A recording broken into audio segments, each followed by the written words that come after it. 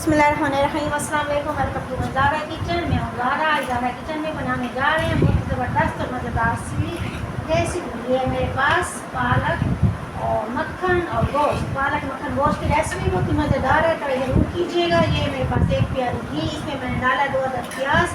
जैसे प्याज की शेप इस शक्ल में आएगी, हल्के से ब्राउन होना शुरू होंगे। अब हम इसमें डालेंगे अपना अदरक लहसुन। ये मेरे पास 1 चम्मच अदरक लहसुन और बीच में मैंने डाली है 2 अदद सब्ज़ मिर्च कुटी हुई। ये पेस्ट नहीं डालना, कूट के अदरक लहसुन और सब्ज़ मिर्च हमें इसके अंदर करनी है शामिल। अब इसे इतना पकाएंगे कि हमारे लहसुन का कच्चापन हो जाए ख़त्म। लहसुन का कच्चापन हमारा हो चुका है ख़त्म। अब मैं इसमें डालूंगी, ये मेरे पास गोश्त आधा किलो गोश्त इसके अंदर डाल के हम इसे भूनेंगे। इतना भूनेंगे कि इसका कलर वाइट हो जाए और गोश्त का ब्लड जो है वो बीच में ही ख़त्म हो जाए। ये देखेंगे, अब इसे इसकी करेंगे अच्छी सी भुनाई। गोश्त हमारा अच्छा सा भून चुका है, कलर हो चुका है इस पर वाइट। अब मैं शामिल करने लगी इसमें अपने मसाले। स्टेप को देखिएगा बहुत ही गौर के साथ, क्योंकि यहीं से होती है हमारे पास गलती की गुंजाइश। जब यहाँ से गलती हो तो हमारा सारा खाना एंड तक बनता है खराब। इसलिए मसालों को देखिएगा बहुत ही गौर के साथ। ये मैंने डाला इसमें 1 चम्मच पिसी हुई लाल मिर्च, और ये है मेरे पास हल्दी, ये मैं डाल रही हूँ 1/4। ये है मेरे पास नमक, हल्दी जायका। ये है मेरे पास कुटी हुई सूखी धनिया पीस के नहीं डालनी, कूट के डालनी है 2 चम्मच। तो ये एंड में है हमारे पास गरम मसाला, ये डालूंगी 1/4। प्लेट को करना अच्छी तरह साफ ताकि कोई चीज़ हमारी ज़ाया ना हो।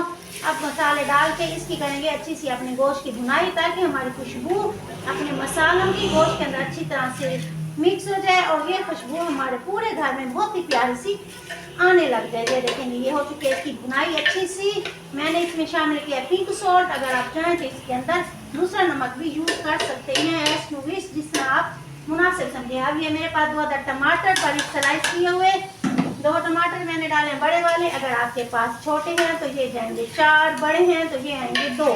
अब ये 2 डालने के बाद अब करेंगे फिर इसकी अच्छी सी भुनाई, ताकि हमारे टमाटर अच्छी तरह हमारे गोश्त के अंदर अपना जायका छोड़ दें। ये देखेंगे, ये हो चुकी है इसकी अच्छी सी भुनाई करने के बाद अब मैं डालूंगी इसके अंदर 2 गिलास पानी। 2 गिलास पानी शामिल करने के बाद अब इसे करेंगे अच्छा सा कवर और इसे छोड़ देंगे दम की कंडीशन पर, ताकि हमारा गोश्त अच्छा सा गल जाए। रेसिपी को देखिएगा एंड तक, ताकि आपको तमाम पॉइंट अच्छी तरह समझ में आ जाएंगे और आपका खाना परफेक्ट बने।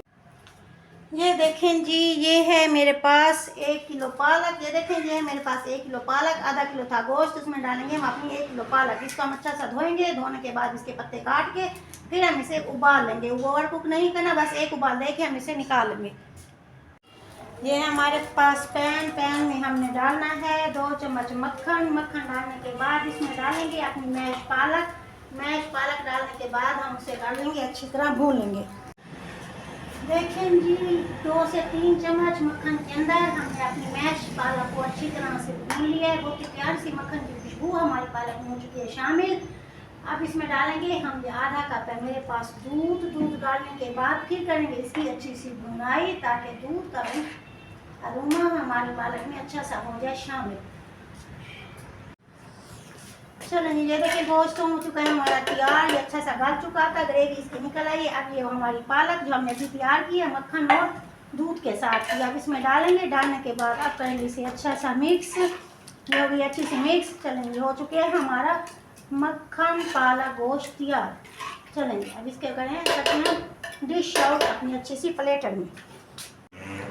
अल्हम्दुलिल्लाह, बहुत ही मज़ेदार हमारा मखनी पालक गोश्त हो चुका है तैयार।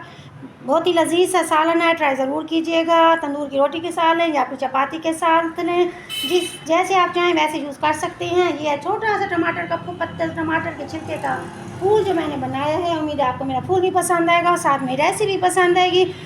अगर आपको मेरी रेसिपी पसंद आई है तो मेरे चैनल को लाइक शेयर और सब्सक्राइब ज़रूर कीजिएगा। ज़ारा को इजाज़त दीजिए, दुआ में याद रखिएगा।